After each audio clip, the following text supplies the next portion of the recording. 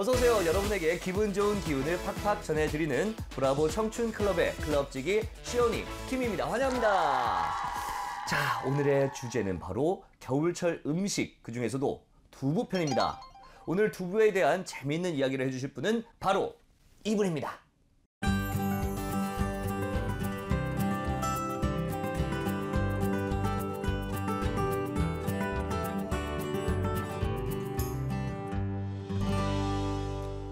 공기가 많이 차가워졌어요. 이제 겨울이 확실히 느껴지는데 이럴 때일수록 좀 건강을 위해서 챙겨야 될 영양소 이런 것도 있을 것 같아요. 어떤 게 있을까요? 겨울철뿐만이 아니고 사실은 사시사철 먹으면은 우리 몸에 굉장히 좋은 음식, 가격도 싸고 쉽게 구할 수 있고 두부입니다. 아, 두부 맛있고 좋잖아요. 정말 저도 두부 요리 굉장히 좋아하는데 그럼 겨울철에 특별히 좀 두부가 좋은 뭐 그런 것들도 있을까요? 그거보다도 우리 음식이 참 지혜로운 것이 여름철에 아마 콩국수 드셨어요. 아, 콩국수 좋아하죠. 네, 좋아하죠. 그래서 이제 여름철에는 콩국수로 콩의 좋은 성분을 섭취를 하고 겨울이 되면은 춥잖아요. 그 콩국수를 먹을 수는 없으니까, 시원한 걸 먹을 수는 없으니까 사실은 찌개나 우리가 말하는 전골, 국 형태로 뜨거운 국물이 있는 상태에서 두부를 드시면 제일 좋은 장점이 소화가 굉장히 잘 됩니다. 아, 소화가. 예. 그 다음에 두부에는 뭐 다 알고 계시지만은 단백질 성분이라는 게 많으니까 특히 연세 드신 분들은 쉽게 소화시켜서 몸에 좋은 단백질 성분, 그 다음에 그 여기는 지방질도 있고, 그 다음에 물론 탄수화물도 있고, 그러니까 영양소가 풍부하면서 소화가 잘 되는 연세 드신 분들도 드시면 굉장히 좋죠. 그럼 말씀하신 걸 좀 들어보니까 사실 콩으로 그냥 먹는 것보다 두부를 만들어 먹는 게 더 건강에 좋을 수도 있겠네요. 소화도 잘 되고. 그렇죠. 우리 몸이 이제 어느 정도 이만한 에너지를 받아들이면 식재료 중에서 사실은 이 안에서 우리 몸이 빨아당겨서 가져가는 거는 많지는 않거든요. 근데 두부는 거의 다 소화 흡수가 됩니다. 우선 두부 속에는 고기에 있는 단백질하고는 다르게 섬유질이나 이런 부분들이 굉장히 많은 데다가 역시 고기를 드시면 속이 더부룩한 분들, 소화가 잘 안 되고 흡수가 잘 안 되는 분들, 그 다음에 고기를 연세 드신 분들 중에는 좀 가능하면 멀리 하려는 분들이 있거든요. 그래서 그런 거를 다 보완해서 나온, 그래서 우리가 흔히 이야기를 할 때 콩은 밭에서 구하는 소고기라고 이야기를 하잖아요. 그 콩 중에서 변신을 해가지고 제일 우리 몸에 이롭게 만든 음식 중에 하나가 두부니까 이거는 뭐 더 이상 따져보지 말고 한반도에서도 이미 1000년 이상 동안 두부를 먹어왔으니까 예전에는 뭐 추사 김정희 선생도 두부가 나이 든 사람들한테 제일 좋은 음식 중에 하나가 생강, 두부 이렇게 이야기를 했거든요. 그래서 그 고려 말에 목원 이색 선생도 두부에 대해서는 나이가 들어서 나물만 먹으니까 좀 질리는데 두부를 먹으니까 너무 좋다. 그 향기를 어떻게 이기겠느냐. 두부를 언제부터 만들어 먹은 거예요? 원래는 콩을 먹다가 배가 아파서 만든 건가요? 어떻게 된 건가요? 콩을 아마 뭐 그냥 삶아서 먹거나 물에 쪄서 먹거나 볶아서 먹거나 했겠죠. 그런데 이제 지금까지 전해지는 이야기로는 그 한나라 때, 중국의 한나라 때 유안이라는 사람이 해남왕이라고 이야기를 하는데 유안이라는 사람이 두부를 처음 만들었다. 그래서 유안두부라고도 이야기를 하고 이렇게 이야기를 하는데 그거는 뭐 정확한 그런 논정도 없고 그런 이야기가 전설 따라 삼천리 같이 있었다. 근데 대체적으로 또 한 가지 설은 원래 우유를 치즈로 만드는 걸 보고 콩에서 나온 두유로 두부를 만들었다. 그래서 지금도 보면은 치즈 종류 중에는 두부하고 상당히 비슷한 것들이 많습니다. 생긴 것들. 그래요? 그래서 북방에 있는 그 유목민족들의 치즈에서 콩으로 만드는 두부가 전래되지 않았을까. 그걸 보고 컨닝한 거 아닐까. 컨닝으로. 라는 이야기도 있는데 중요한 거는 우리나라에서도 고려시대 때는 이미 두부가 자연스럽게 기록에 나타난다. 어디서 두부를 잘 만들었다. 그럴 때는 이제 두부 만드는 일이 굉장히 힘든 일이거든요. 그래서 두부를 만든다고 그러는 거를 제 아는 지인은 두부 만드는 사람은 전생에 지은 죄가 많아서 금생에 두부를 만든다. 그렇게 두부 만드는 일이 힘들고 지금 기계가 있어도 힘든데 네. 고려시대 때는 더 힘들었겠죠. 사람 힘으로 다 해야 되니까. 그렇죠. 그래서 주로 두부를 만드는 게 사찰에서 만들었다. 그래서 절에서 만들어서 일반 사람들한테 두부를 팔았다. 그러니까 사찰 경제에 굉장히 중요한 축이 두부다. 또 근데 그렇게 스님들은 그 고기를 안 드시잖아요. 그러니까 더 어떻게 또 두부로 단백질을 또 만들어야 되니까. 두부 만들 또 인력이 그때는 네. 절에는 스님들이 많이 드시니까 그죠. 상시 계시니까 어. 두부를 만들 수 있었고, 그 다음에 콩도 지금 우리가 생각하는 것처럼 우리도 지금 국산 콩 굉장히 비싸잖아요. 네. 뭐 중국산 콩은 좀 많이 싸고 국산 콩은 굉장히 비싸고 이런데, 어쨌든 고려시대 때는 콩도 구하기가 힘드니 사찰에서 콩을 마련해서 사찰에 있는 스님들이 두부를 만든 다음에 민간에도 팔았다. 그러니까 우리나라도 이미 두부를 먹은 역사가 1000년을 훨씬 넘긴다. 아, 그렇군요.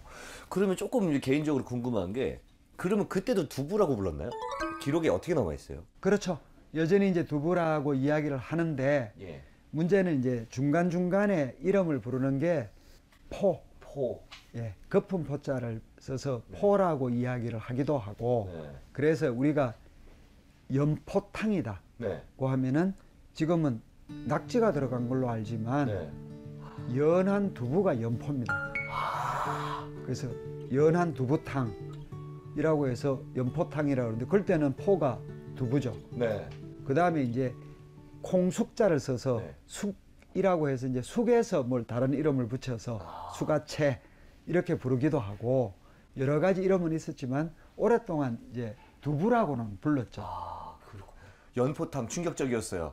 연포탕, 전 당연히 낙지탕이라고 생각하고 있었는데 그 포가 두부였군요. 연한 두부였군요. 그렇게 하려고 그러면은 낙지연포탕이라고 이야기를 해야 되죠. 앞으로 어디 가면은 꼭 말해야겠네. 연포탕에는 두부다. 그렇군요. 자, 이번에는 다양한 두부 요리가 있다고 해서 어떤 요리들이 있는지 보고 나서 이야기 이어가도록 하겠습니다.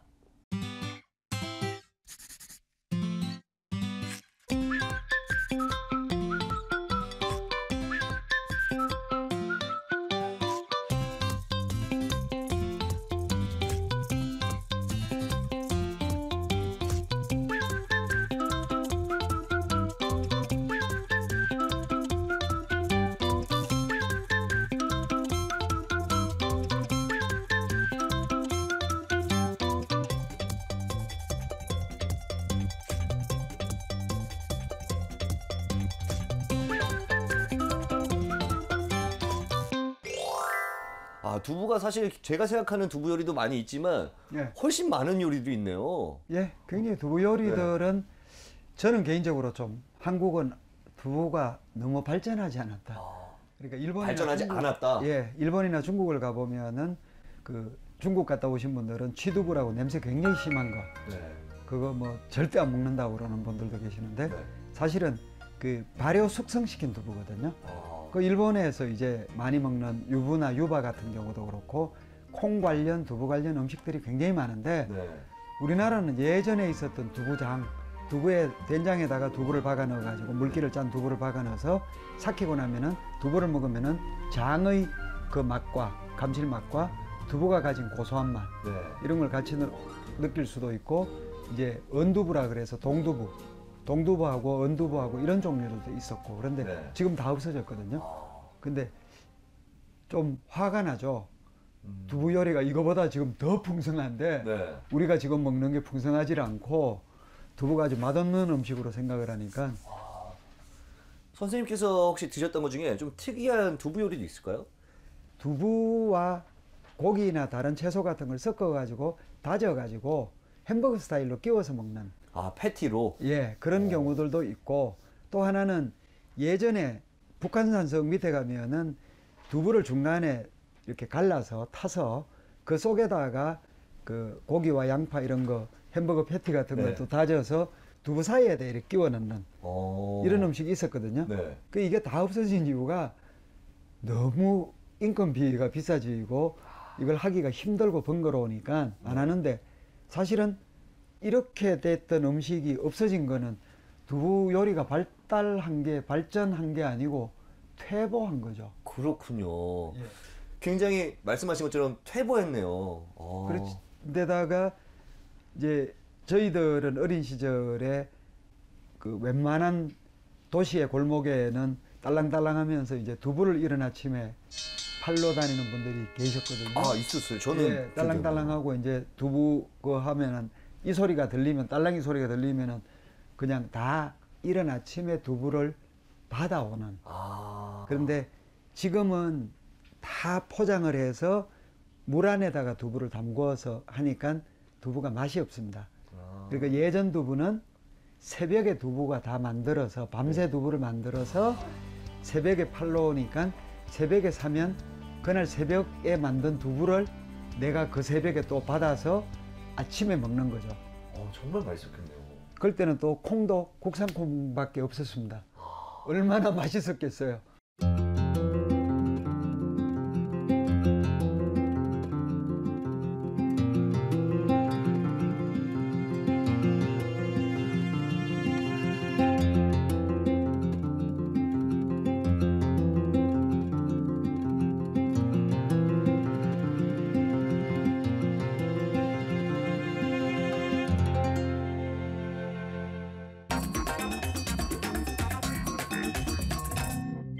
자, 코너 속의 코너죠. 두부에 대한 궁금증을 풀어보는 알쏭달쏭 시간이 돌아왔습니다. 우리 시청자분들께서 두부에 대해서 궁금해하시는 것들이 있어요. 잘 풀어주실 거죠? 예. 부탁드리겠습니다. 예. 자, 두부에 소포제가 들어간다는데 소포제가 뭔가요? 라는 질문이 있어요. 일단 지금 관련 정부 기관에서는 사용하도록 허가된 것만 지금 쓰고 있고 뭐 그렇게 쓰지 않으면 이제 불법이죠. 네네. 근데 쉽게 이야기를 하자면은 두부를 이렇게 굳혀가는 과정에서 안에 공기방울이 생깁니다. 네. 그래서 안에 있는 거품 포자거든요. 거품을 없애주는 거품을 없애주는 물질, 그게 소포제입니다. 거품을 안 없애면 안 되는 건가요? 그러니까 두부를 이렇게 잘라 보면은 네. 수제 두부, 손으로 만든 두부인지 공장에서 기계로 대량으로 만든 두부인지를 구별하는 제일 쉬운 방법이 그런 안에 거품이 없이 깨끗하면 대부분 공장제고 안에 거품이 이렇게 뽕뽕뽕 자국이 있으면 핸드메이드 수제. 그렇군요. 연관된 질문인데 소포제를 섭취했을 때 그러면 안 좋은 거 아닌가요? 뭐 제자가 들어가니까 궁금하실 것 같아요. 안 좋은 건가? 그렇지는 않고 정부에서 분명히 체크를 했습니다. 검사를 해서 이제 사용해도 된다는 허가가 난 것만 쓰게 돼 있는데 네. 뭐 그것만 지키면은 정부의 말을 믿는 수밖에 없죠. 안전하게. 식약처에서 인증이 되어 있다. 그런 거군요. 자, 그리고 저도 이런 적이 있는데 보관을 잘못해서 두부가 얼었는데 이거는 버려야 되는 건가요? 이렇게 됐어요. 언두부가 바로 언두부입니다. 얼려서 먹기도 하나요? 예, 예전에는 이제 동두부라는 것도 있고 언두부라는 게 있었는데 그 경우에는 잘 녹여서 해동을 시킨 다음에 수분을 쫙 짜내면 두부가 잘 해보면은 중간에 이렇게 벌집처럼 여러 개가 생깁니다. 네. 그거 썰어서 볶아 드셔도 되고 그거 가지고 또 다른 요리를 만드는데 재료로 사용하면 아주 좋습니다. 버릴 일은 없습니다. 언두부 버리면 안 된다. 예. 그러면은 이번에는 순두부랑 그냥 두부랑 어떤 차이인가요?가 있어요. 이게 만드는 것도 좀 다를 거고 이게 순두부는 뭉쳐져 있지는 않잖아요. 순두부하고 네. 그 우리가 말하는 일반적인 두부하고는 같은 과정으로 두부를 만들다가 네. 80% 정도 만들어놓은 상황에서 응고를 시키지 않고 떠내면 네. 보통 순두부라고 이야기를 합니다. 그래서 이제 한 가지 또 잘못은 굉장히 더 고운 부드러운 두부를 순두부라고 그러는 분들이 있는데 그거는 보통 순두부일 때가 아니고 연두부, 연한 두부일 때가 있고 네. 보통 이제 순두부는 쭉 두유를 처리를 해가지고 마지막에 간수를 뿌리면 요즘은 이제 그 간수 대신에 다른 것들을 응고시키는 것들을 쓰는데 이렇게 하고 나면은 두부가 엉긴다고 그러거든요. 몽글몽글하게 엉기는데 그때 내려 눌러서 짜서 털을 만들어서 내려 눌러서 짜면 우리가 먹는 보통 두부가 되고 네. 이렇게 내려 눌러서 수분을 제거하기 전에 떠서 국물 부분을 좀 따로 내고 쓰면은 이게 보통 순두부입니다. 순두부. 예. 그러니까 만드는 중간 과정에서 안 짠 두부가 순두부. 이 몽골몽골한 그거를 예, 예. 순두부라고 하는군요. 우리가 이제 두부에 대해서 이야기를 나누고 있는데 두부 요리 정말 많잖아요. 예. 겨울에 좀 특별히 맛있게 먹을 수 있는 두부 요리 뭐 있을까요? 제가 오늘 권하고 싶은 거는 한겨울이라도 조금만 덮여서 그냥 생두부를 한번 드셔보시죠. 생두부. 그러면은 두부가 가진 그 풍미를 그대로 느낄 수가 있다. 온전하게. 네. 딴 거 들어가면은 김치 맛 나고 돼지고기 맛 나고 또 이쪽에 버섯 넣으면 버섯도 그쵸, 향이 그쵸. 있으니까 그 냄새가 나는데 두부를 기름에도 지지지도 말고 우리가 그냥 모두부를 잘라서 먹듯이 근데 네. 보통 시중에 나오는 두부는 좀 맛이 떨어지기가 쉬우니까 그게 아니고 제대로 만든 수제 두부 수제두부. 그냥 조금만 데펴가지고 네. 냉기만 가시게 한 다음에 그냥 드시고 그 다음에 간장에 찍어서 드시든지 그렇게 한번 먹어보라. 그러면 두부의 그 풋풋한 냄새, 콩이 가지는 향기 그런 좋은 풋풋한 향기를 맛볼 수가 있다. 그렇군요.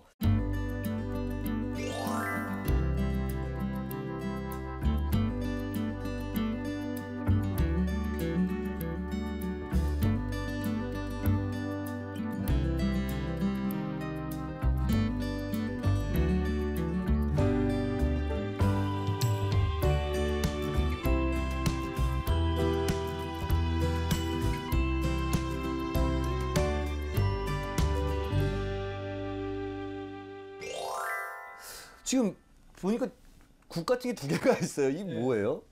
예, 이제 네. 저는 사실은 이게 지금 연포탕입니다. 아, 이게 연포탕이에요? 네. 그래서 낙지가 없는 아까 네. 말씀하셨던. 낙지가 들어가면 이제 낙지 연포탕인데 네. 이게 연한 두부, 연포인데 네.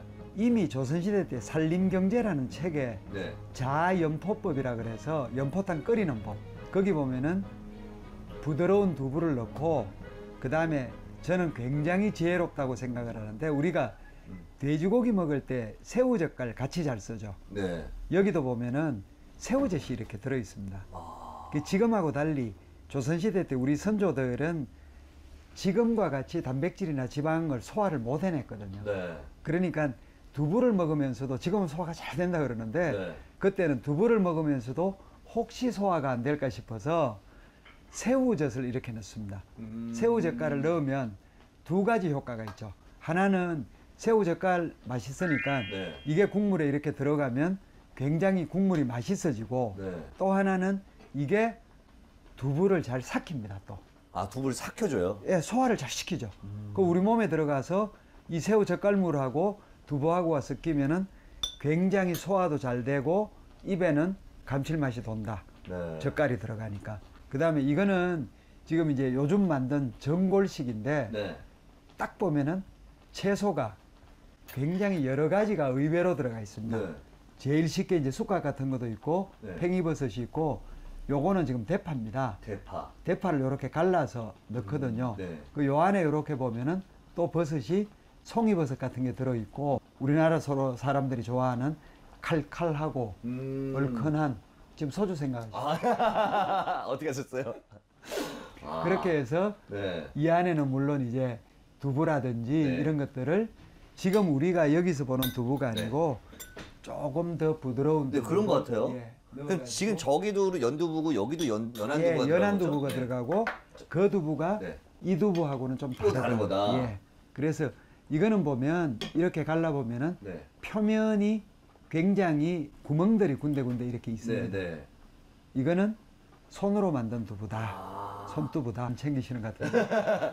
지금 이게 이제 끓기 시작하니까 좀 이제 섞어서 예. 섞어 놓고 이게 지금 그냥 기본 두부인 거죠? 저는 못 참겠는데요. 일단 입에 한번 넣어보겠습니다. 얼른 섞고. 예.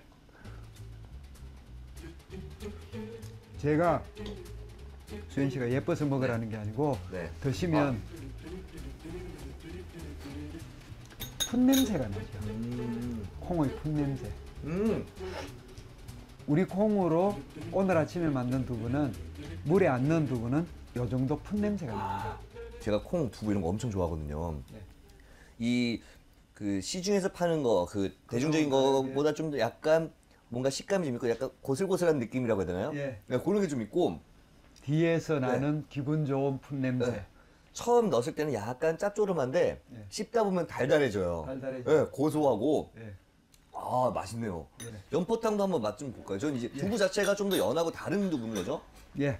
그런데다가 이거는 지금 새우젓갈이 일단 들어갔기 때문에 네. 굉장히 맛있습니다. 아 그런가요? 예. 굉장히 맛있나요? 지금 카메라 여기 방송을 보신 분들은 저게 왜 연포탕이야 하실 수 있어요, 그죠? 예. 이게 연한 두부탕, 연포탕. 예.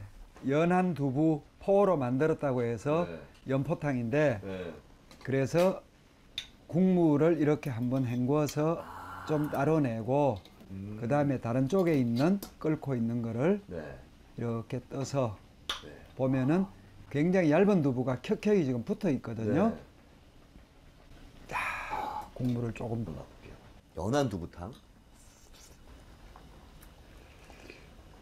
새우젓만 들어가서 굉장히 시원해요, 그죠?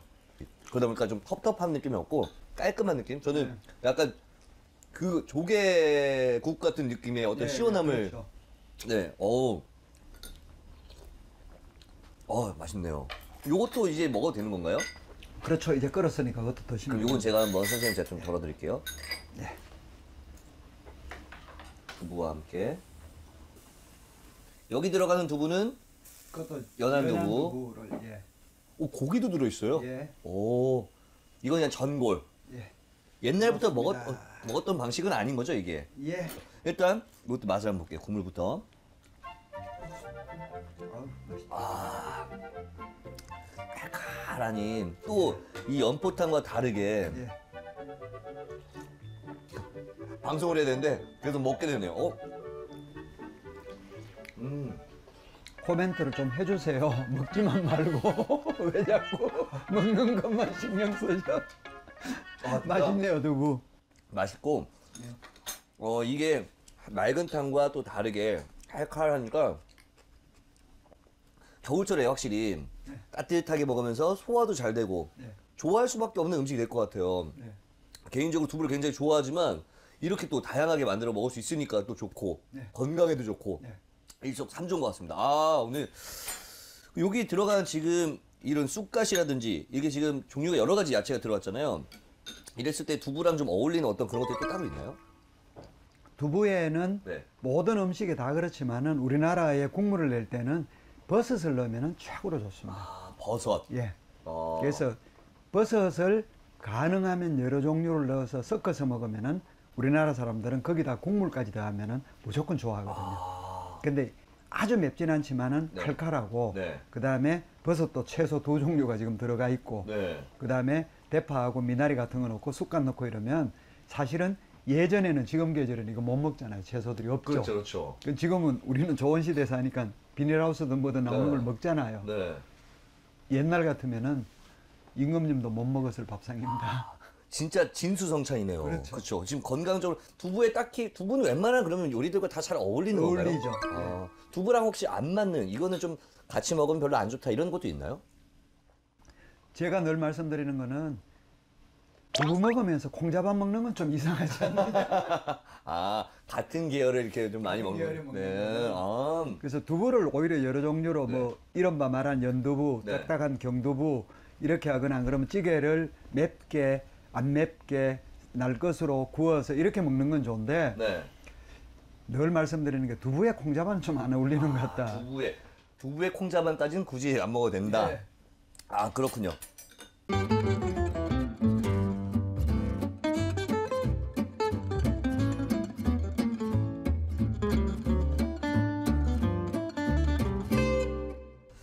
이렇게 또 두부 요리를 먹고 있는데 마지막으로 우리 시니어분들께 겨울철 이런 음식 좀 챙겨 먹어라. 좀 이렇게 할 수 있는 음식들이 있을까요? 제일 좋은 거는 저는 수분이 있는 음식, 그 중에서 우리나라 사람들이 아주 미워하는 사람한테 하는 이야기가 너 앞으로 국물도 없어 이렇게 이야기하거든요. 네. 그러면 국물도 없어 그런 음식을 피하고 국물이 있는 음식을 좀 드셔라. 특히 따뜻한 국물 있는 음식은 우리 몸에 들어가서 몸의 체온을 물론 그게 체온을 높이진 않지만 몸을 따뜻하게 해줍니다. 네. 따뜻하게 해주는 것은 건강에도 굉장히 좋고 심정적으로도 따뜻하면 좀 마음이 풀립니다. 네. 추우면 마음이 좀 강팍해지죠. 그러니까 따뜻한 국물 있는 음식을 자주 먹어라. 많이 먹는 게 아니고 자주 먹어라. 네, 따뜻한 음식. 아, 고맙습니다. 오늘 또 이렇게 덕분에 두부 요리도 맛있게 먹고 두부에 대한 재미난 이야기도 나눠볼 수 있었습니다. 고맙습니다. 고맙습니다.